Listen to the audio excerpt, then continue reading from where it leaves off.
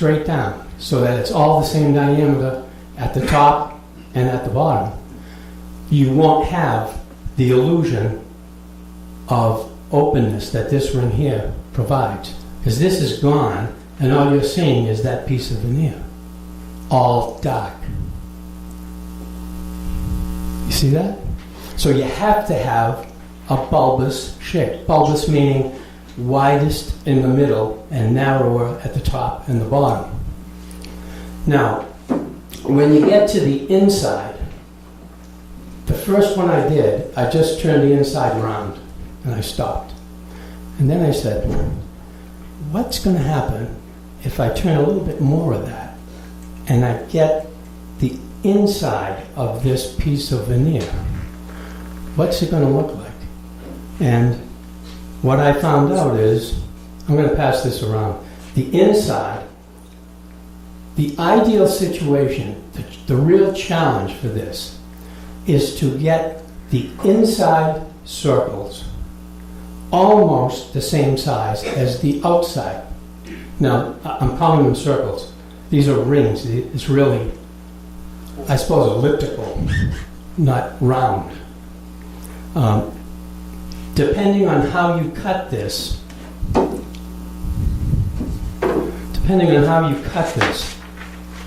this here becomes your vision focus. Sorry there, Mr. Cameraman. This becomes your vision focus as opposed to the size of the wedge. It's much bigger than the size of the wedge.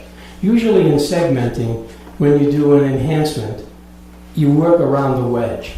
So your enhancement is basically within the wedge itself. In this case, it's much larger than that.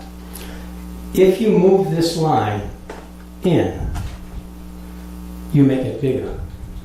If you move it out, you make it smaller. So that's something to consider as you're designing this.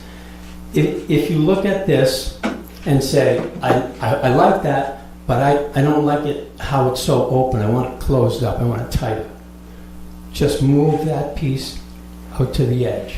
When you make your cut, instead of setting it back 3/4 of an inch, set it back 5/8. Set it back 1/2 inch. As long as it gives you an opening over here, it's fine. As long as you got a space between this point and that point, you're fine. So you can put this in or out. And what I've done here, I made one that I didn't think was going to work, but I think now, looking at it, I think it will work. This one has two different thicknesses of veneer. 2, 4, 6, and 8 are one thickness. 1, 3, 5, and 7 are a different one. It's going to work. It's just when it's finished, that line is not going to be right square in the middle. Probably won't make any difference, but let's find out. So that's 1, 2. This is a piece of birch, and I did the same thing here. I haven't cleaned this one up very well, but I moved this one way inside. Let's stand that up there just for a minute. You see how far in that is from the outside edge? Two things are going to happen now. One is you're going to have a really extreme bulbous profile on the outside.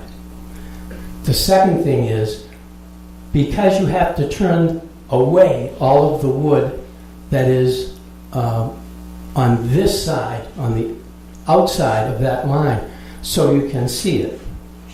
See, when you see, you have to see that bottom part there, which means you have to remove wood and expose it. But there isn't any meat there to glue a base on. So what do?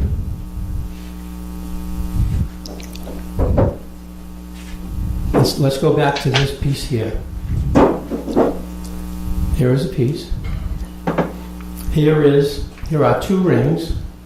One ring I have done what I call pre-turning. I turn the inside round by chucking it into the lathe, and cleaning up the inside. So I can glue this onto this piece here. As they say, something like this. And now I've got plenty of meat up here. You know, as I turn this round, I will still have some wood underneath to hold it together. And underneath that, of course, would go a base, which is right here. So that would be assembled. That would go on the lathe like this. And it would be a little difficult turning the inside of this. But that's the technique. So I have several pieces that I'd like to give to people. They're not complete, so on this piece, for example, you'd have to supply your own base. And as you're turning, if you find, hey, wait a minute, I need to add some meat on the bottom, you're going to have to make a ring. But that shouldn't be all that hard to do. Yes? Peter, when you have the segmented pieces together before you put the inlay, how do you cut it? What do you cut it on? Okay. Here's a piece that's plain, just a ring ready to go. I'm going to set the chop saw to 0. There we go. I'm going to take this off.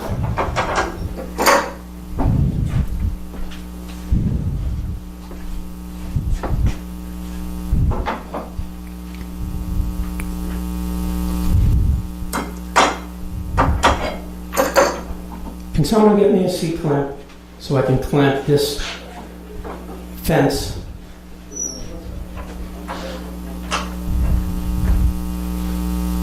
A Jorgensen clamp would work, a bar clamp, a small bar clamp. That'll work, Greg. While you're doing that, yes. My next question after seeing this, you're limited with the chop saw or a table saw on the height of the bowl that you could do, correct? Unless could you cut this on a band saw if you went to make it larger?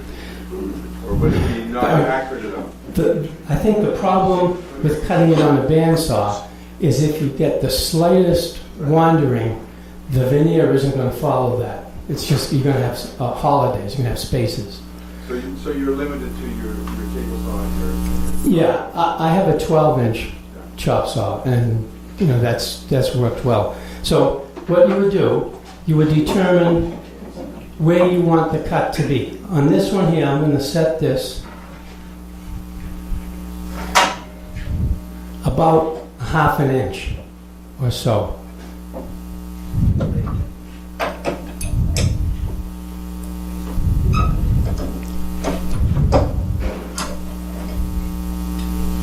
Something up, Peter. I'm just thinking that the gentleman's last question.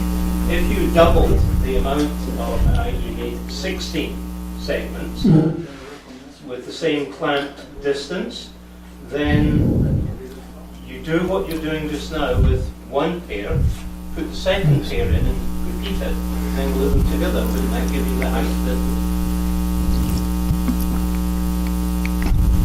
that... Possibly. And you still have the accuracy of the chop saw?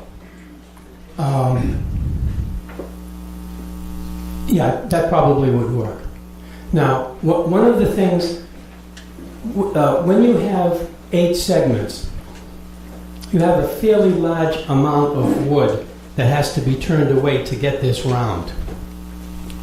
So, when you turn this, you knock off all those points. You hear all those high spots? They're gone.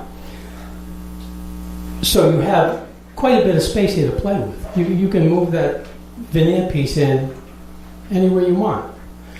The more number of segments you have, the smaller that angle becomes. And so you get to a point where you don't have an awful lot to play with.